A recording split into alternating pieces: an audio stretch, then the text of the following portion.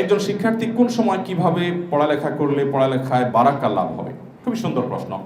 আমাদের স্কুল কলেজে পড়ুয়া শিক্ষার্থী বন্ধুরা তারা সাধারণত গভীর রাত পর্যন্ত জেগে পড়তে অভ্যস্ত। 12টা 1টা 2টা পর্যন্ত পড়বে, এরপরে ঘুম দিবে, সকাল 8টা 9টা পর্যন্ত ঘুমাবে।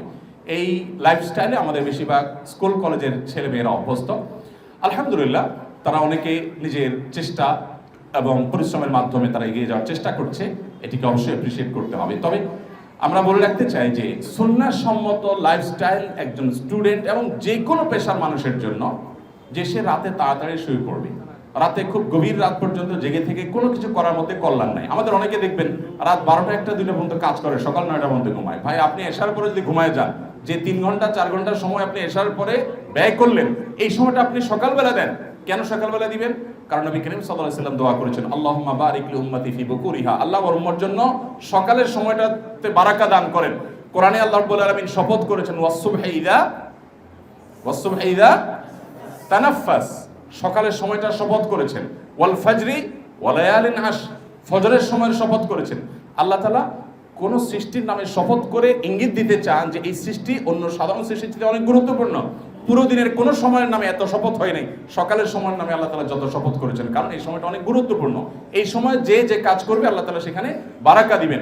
অতএব শিক্ষার্থীরা গভীর রাত পর্যন্ত যে পড়াশোনা না করে রাতে তাড়াতাড়ি শুয়ে গিয়ে রাতে 6 ঘন্টা 7 ঘন্টা 8 ঘন্টা ঘুমানোর পর যে ফ্রেশ মানসিকতা থাকবে, এরপর উঠে যে পড়াশোনা করবে, অল্প সময় আল্লাহ তাআলা তাকে অনেক বেশি বারাকা দিবেন। দিনভর যে জঞ্জাল, যে গ্যাঞ্জাম, যে ফাসাদ, যে হ্যাচেল, যে আশেপাশের পরিবেশের দূষণ ইত্যাদি এগুলোতে থাকার পর আপনি এশার পরে পড়তে বসেছেন, আপনার পড়াটা যত বেশি রপ্ত করতে পারবেন, যত বেশি মুখস্থ করতে পারবেন, যত বেশি আপনি আয়ত্ত করতে পারবেন, ভোর রাতে আপনি গভীর ঘুমে দীর্ঘ রাত আচ্ছন্ন থাকার পর যখন ফ্রেশ মাইন্ডে বসবেন, তখন বেশি আত্মস্থ করতে পারবেন। এটা একটা বাস্তব উদাহরণ হলো এই শিক্ষার্থীরা যারা আমার সামনে বসে আছে।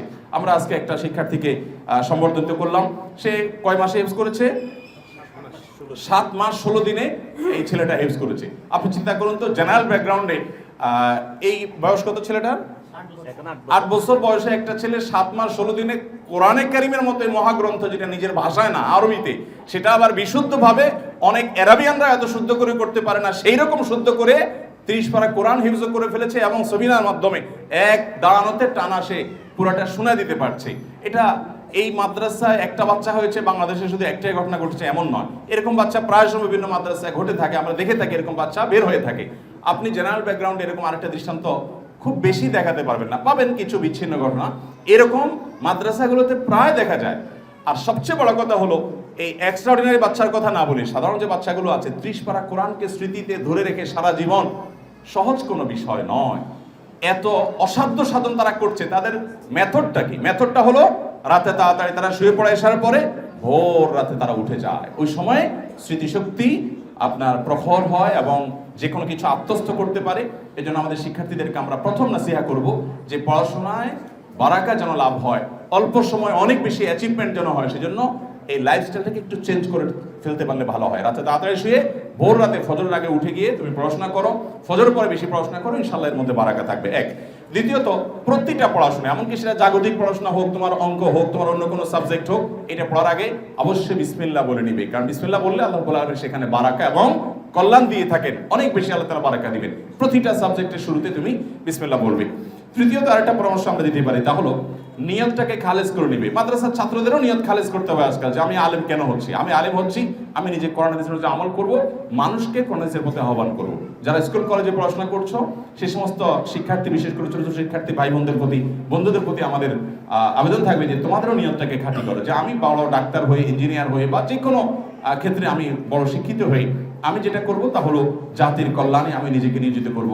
এবং আমি যদি এগিয়ে যাই তাহলে সেক্ষেত্রে মুসলিম উম্মার মুখ উজ্জ্বল হবে এবং আমি মানুষকে সেবা দিব, মানুষের খেদমতে আমি নিয়োজিত থাকবো।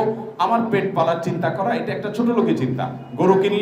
গরু কিনলে সাথে গোবর এমনিতেই চলে আসে, কিন্তু গোবরের উদ্দেশ্যে গরু যে কিনে, এর মন মানসিকতা নিয়ে মানুষ প্রশ্ন তুলতে পারে যে এত নিচু চিন্তা মানুষ করে নাকি? গরু কিনলে তো গোবর এমনি পায়। তোমার জেনারেল শিক্ষা শিক্ষিত হয়েছে, তোমাকে আল্লাহ রাব্বুল আলামিন এই শিক্ষার মাধ্যমে তোমার ডাল ভাতের ব্যবস্থা করবেন, সামাজিক অবস্থান, তোমার ক্যারিয়ার, এগুলো সবই হয়ে যাবে ইনশাআল্লাহ। কিন্তু উদ্দেশ্য সেটা থাকবে না, উদ্দেশ্য হবে যে আমি এর মাধ্যমে মানুষের কল্যাণ সাধন করবো। তখন তোমার জেনারেল শিক্ষাটাও ইবাদতে পরিবর্তিত হবে ইনশাআল্লাহ তাআলা। আল্লাহ তাআলা আমাদের শিক্ষার্থীদেরকে তাদের কাঙ্ক্ষিত লক্ষ্যে পৌঁছে যাওয়ার তৌফিক দান করুন।